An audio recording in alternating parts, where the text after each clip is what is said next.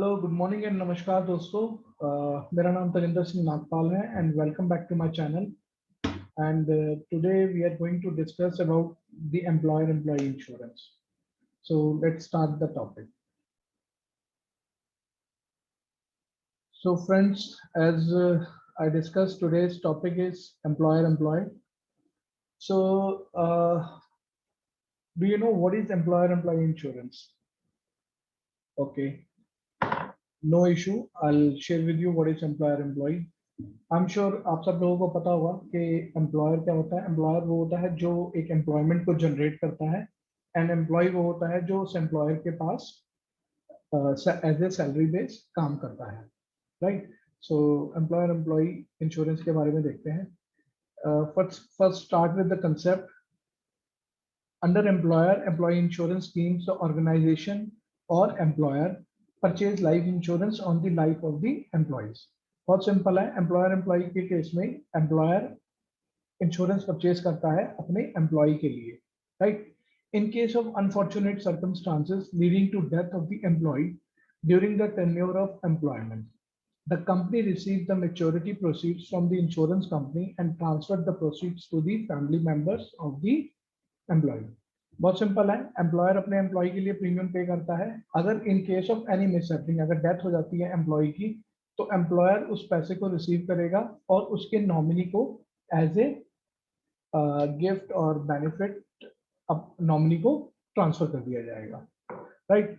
It's a unique opportunity for the employer to reward his or an employee and get benefit at the same time. एक different type का tools है जिसमें employer अपने employee के लिए एक insurance policy देता है। इन केस ऑफ एनी मिसहैपनिंग पैसा एम्प्लॉयर अपने एम्प्लॉय के नॉमिनी को दे देता है। Right. In the employer-employee insurance arrangements, both employer as well as employee is benefited at the same time. इसमें दोनों ही जो पार्टीज हैं, दोनों पार्टीज को बेनिफिट मिलता है। एम्प्लॉयर अपने एम्प्लॉय के लिए देता है तो उसकी फ्यूचर की जो लाइबिलिटीज है वो कवर अप हो जाती है। एम्प्लॉय को बेनिफिट ये होता है कि without paying anything, in case of mishappening, his or her nominee will get maturity benefit or death benefit. Right. So let's discuss insurance policy. Eligibility condition: the employer-employee relationship should be substantial established. मतलब अगर employee-employee case के हम बारे में बात कर रहे हैं तो उस केस में दोनों का relationship establish होना चाहिए कि there is one employer and one employee. All individual insurance plan is available under the scheme. जैसे कि हमने अभी कीमैन के ऊपर भी डिस्कस किया था। कीमैन में एक लूप होल है, वहां पे एम्प्लॉयर अपने एम्प्लॉय के लिए पॉलिसी लेता है, बट उसमें सिर्फ पर्टिकुलर कीमैन के लिए लेगा और टर्म प्लान ही लेगा। राइट। बट यहाँ पे ऐसी कोई कंडीशन नहीं है। आप अपने एम्प्लॉय के लिए कोई भी प्लान ले सकते हैं, आइदर टर्म प्लान और it can be any endowment plan, जहाँ पे मेच्योरिटी बेनिफिट भी मिलेगा। The amount of insurance coverage will depend upon the age, income of the employee. अब बहुत सिंपल है, जो इंश्योरेंस का जो कवरेज होगा वो डिपेंड करेगा कि एम्प्लॉय की एज कितनी है और उसकी इनकम कितनी है। अगर किसी की इनकम ज्यादा है तो ज्यादा इंश्योरेंस, अगर किसी की इनकम कम है तो कम इंश्योरेंस, और अगर किसी की एज ज्यादा है तो भी कम इंश्योरेंस मिलता है, अगर एज कम है तो ज्यादा इंश्योरेंस मिलता है। Premium payable by the employer will also be considered as income for the purpose of deciding the coverage of insurance. तो जो प्रीमियम एम्प्लॉयर पे कर रहा है अपने एम्प्लॉय के बिहाफ पे, वो कंसिडर किया जाएगा एज ए इनकम। तो आई एम श्योर यहाँ तक कोई इशू नहीं होना चाहिए।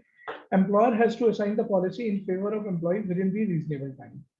कुछ टाइम के बाद एम्प्लॉयर पॉलिसी को असाइन कर देता है एम्प्लॉय के नाम पे। Right. Employer employee insurance, how it works. अब देखते हैं कि ये काम कैसे करता है। तो बहुत सिंपल है। The employer can purchase an insurance policy for the employee as we already discuss in either of two arrangements given below. Employer अपने एम्प्लॉय के लिए इंश्योरेंस की पॉलिसी लेता है इन दो अरेंजमेंट्स। वो अरेंजमेंट्स क्या है हम देख लेते हैं। टाइप 1 है। टाइप 1 में है employer is proposer and the employee is life insure. Employer proposer है because employer is paying premium and employee is a life insured, और ये किसकी लाइफ पे है? लाइफ इंश्योर्ड, यानी कि जो एम्प्लॉय की लाइफ के ऊपर है। टाइप 2 होता है employee is both the proposer and the life insured. एक अरेंजमेंट ये भी हो सकता है कि कंपनी क्या कह रही है कि हम आपके ब्याह पे प्रीमियम पे करेंगे, you would consider it as a salary और पार्ट ऑफ सैलरी, और हम इसको परक्विजिट्स भी कहते हैं, जो हमने लास्ट टाइम डिस्कस किया था अंडर सेक्शन 17(1). तो एम्प्लॉयर अपने एम्प्लॉय को एक प्रीमियम पे करता है, उसको ना डायरेक्टली पे ना करके इंश्योरेंस कंपनी को पे करता है, और एम्प्लॉय उसको एज ए बेनिफिट भी ले सकता है। तो इस केस में सेकंड टाइप में जो एम्प्लॉय है वो प्रपोजर भी होगा और लाइफ इंश्योर भी होगा। एनालिसिस ऑफ टाइप 1, अब टाइप 1 को एनालिसिस करते हैं। Here is the premium is paid by the employer until the policy is assigned to the employee. तो यहाँ पे प्रीमियम कौन पे कर रहा है? एम्प्लॉयर पे कर रहा है तब तक जब तक पॉलिसी असाइन नहीं हुई है। असाइन मतलब होता है कि जिसमें एम्प्लॉय को ऑनरशिप ट्रांसफर हो जाती है।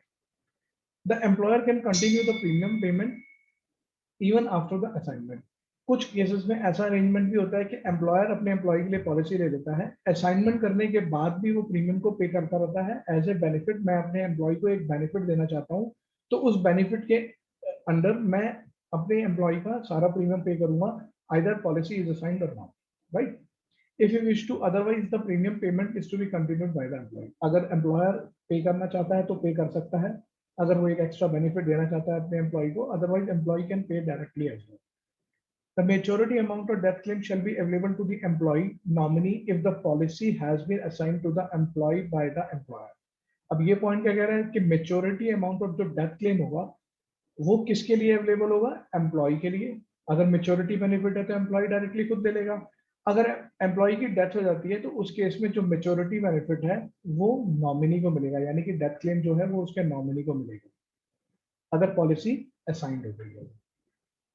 If the policy has been assigned, then the maturity amount death claim shall be paid to the employer, who will then transfer it to the employee nominee in case may be. अगर जिस case में policy assign नहीं हुई है तो उस case में जो उसका डेथ बेनिफिट या मेच्योरिटी बेनिफिट होगा वो कंपनी के पास आएगा, यानी कि एम्प्लॉयर के पास आएगा। फिर एम्प्लॉय डिसाइड करेगा कि नॉमिनी को ये पैसा देना है या नहीं, राइट? तो बहुत सिंपल है, अगर पॉलिसी असाइंड हुई है तो असाइनमेंट के केस में एम्प्लॉय ही ऑनर होगा, एम्प्लॉय को ही मेच्योरिटी बेनिफिट मिलेगा और एम्प्लॉय के नॉमिनी को ही डेथ बेनिफिट मिलेगा। बट अगर पॉलिसी असाइन नहीं हुई है तो इस केस में जो पॉलिसी की जो ऑनरशिप है वो एम्प्लॉयर के पास रहती है। तो employer is the deciding authority कि उसको ये बेनिफिट, डेथ बेनिफिट या मेच्योरिटी बेनिफिट एम्प्लॉय और उसकी फैमिली को देना है या नहीं देना है। तो I am sure I am clear till now. Now let's discuss analysis of type 2। हमने ऑलरेडी डिस्कस किया था कि टाइप 1 एंड टाइप 2 होता है। अब टाइप 2 के बारे में डिस्कस करते हैं। तो इसमें मैं आपको बता देता हूँ एग्जैक्टली क्या है। Start analysis of type 2। Here question of assignment is not a right, so the employee is both proposer and life assured. जैसे कि हमने ऑलरेडी डिस्कस किया था, यहाँ पे असाइनमेंट का क्वेश्चन अराइज नहीं होता, तो इस केस में एम्प्लॉय ही प्रपोजर और लाइफ एश्योर्ड दोनों होगा। Since the employer does not have any control over the situation in type 2 arrangements, तो जब एम्प्लॉय ही प्रपोजर एंड लाइफ इंश्योर्ड है तो इस केस में एम्प्लॉयर का कोई कंट्रोल नहीं रहता पॉलिसी के ऊपर, इसलिए usually type 1 is preferred in employer employee insurance arrangement. तो नॉर्मली एम्प्लॉयर एम्प्लॉय के केस में टाइप 1 ही प्रेफर किया जाता है, जहां पे पॉलिसी एम्प्लॉय के नाम पे होती है और पॉलिसी का जो ऑनरशिप होती है वो एम्प्लॉयर के पास रहती है, right? So before assignment, employer is the absolute owner of the policy. अगर असाइनमेंट जब तक नहीं हुआ है तब तक एम्प्लॉयर ही पॉलिसी का एब्सोल्यूट ऑनर रहेंगे। Premium paid are deductible as a expenses for the organisation under section 37(1) of the income tax act. अब यहाँ पे दोनों के लिए जो इनकम टैक्स का सेक्शन है that would be same, that is same, right? कि कीमैन इंश्योरेंस में भी हम अंडर सेक्शन 37(1) में अपने एम्प्लॉयर क्या करता था, अपने प्रीमियम जो पे करता था कीमैन के लिए उसको खर्चे में दिखाता था। सिमिलरली यहाँ पर भी वो अपने जो भी प्रीमियम पे कर रहे हैं एम्प्लॉय के लिए वो अपने खर्चे में दिखा के उसको टैक्स का छूट ले सकता है। Section 80C benefit shall not be available to the employee on the premium paid by the employer. तो सेक्शन 80C का बेनिफिट इसमें नहीं मिलेगा एम्प्लॉय को, बिकॉज प्रीमियम कौन पे कर रहा है?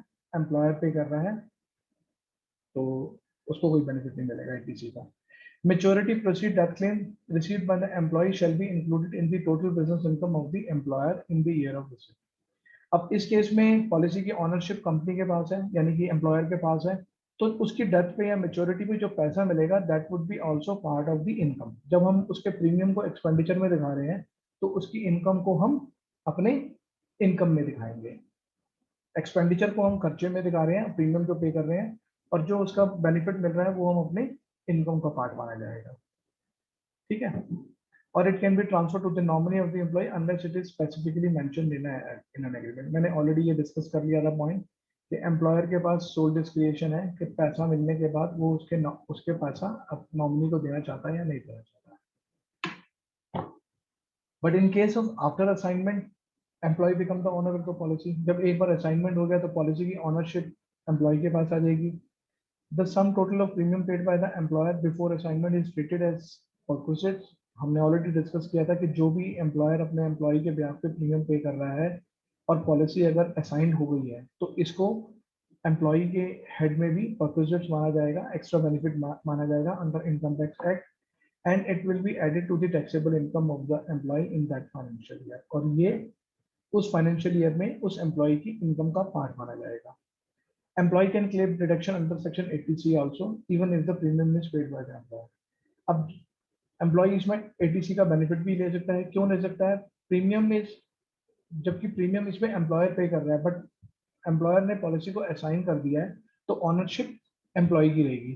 जब ऑनरशिप एम्प्लॉय की रहेगी तो बेनिफिट भी उसी को मिल रहा है और 80C का टैक्स की छूट भी उसी की मिलेगी। Employee can enjoy the maturity benefit and maturity would be tax free under section 10(b).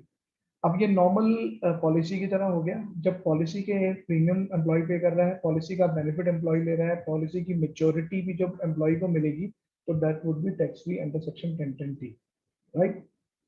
In case of death of the employee nominee will get death benefit and would be tax free under section 10(10). तो normal policy की तरह ये काम करेगा after assignment, right. Benefit of employer employee insurance, अब इसका फायदा क्या है? तो benefit to employee, let's see what is the benefit to the employee. Financial security for the employee, employee के लिए एक फाइनेंशियल सिक्योरिटी हो जाएगी। It will provide income to the family in case of any mishappening. तो family के लिए एक income बन जाएगी अगर। Let's start the benefit of employer employee insurance. Benefit to employee, financial security for the employee. Employee को एक financial security मिल जाती है इससे। It will provide income to the family in case of any mishappening. अगर कोई mishappening हो जाती है तो एम्प्लॉय के जो भी नॉमिनी होंगे उनको एक इनकम, एक लमसम अमाउंट मिल जाएगा for future survival, right. Benefit can be use as for retirement benefit as a for, अगर मेच्योरिटी बेनिफिट मिला है तो उसको एज ए रिटायरमेंट पर्पस हम यूज कर सकते हैं। All benefit would be tax free under section 10(d) IT act. तो जो भी बेनिफिट मिल रहा है एम्प्लॉय को that would be under tax free under section 10(d), right. Employee would enjoy all the benefit of insurance without paying any premium. तो employ क्या कर रहा है? सारे बेनिफिट्स को एंजॉय करेगा without paying any premium. So these are the benefits to the employee. Now let's see what is the benefit for the employer. So it would help in developing employee loyalty. अगर employer ने अपने employee के लिए एक policy दी है तो employ की loyalty भी कंपनी के लिए बनती है कि company is paying that much premium for me and for my family, so I should be loyal to that company. तो एक बेनिफिट ये है। Minimise employee attrition rate, attrition थोड़ा कम हो जाता है because company is paying premium, तो एम्प्लॉय को लगता है मेरी कंपनी मेरे लिए इतना सोच रही है, so I should also stay और stuck with that company only. Employer को टैक्स बेनिफिट मिल जाएगा अंडर सेक्शन 37(1), जैसा कि हमने ऑलरेडी डिस्कस किया था, because employer is paying premium, so that would be the part of employer's expenses, right. Output of employee increase significantly where fringe benefit like these are provided. तो जहां पर employ को इस तरह के बेनिफिट दिए जाते हैं तो एम्प्लॉय मोर लॉयल्टी और दिल लगा के काम करता है। तो इससे जो कंपनी की आउटपुट जो ऑनरशिप है वो कंपनी के ऑनर एम्प्लॉयर के पास ही रहती है। तो employee has a sole discretion कि मेच्योरिटी पे वो पैसा एम्प्लॉय को देते हैं या नहीं देते, या डेथ पे वो पैसा उसके नॉमिनी को देते हैं या नहीं देते। तो मेरे ख्याल से यहाँ पे बिल्कुल क्लियर है। हमने ऑलरेडी बेनिफिट भी शेयर कर लिए कि कंपनी को क्या बेनिफिट है और एम्प्लॉय को क्या बेनिफिट है। I hope you'd like this video, and thanks for watching, and keep watching my video. Thank you very much. Bye.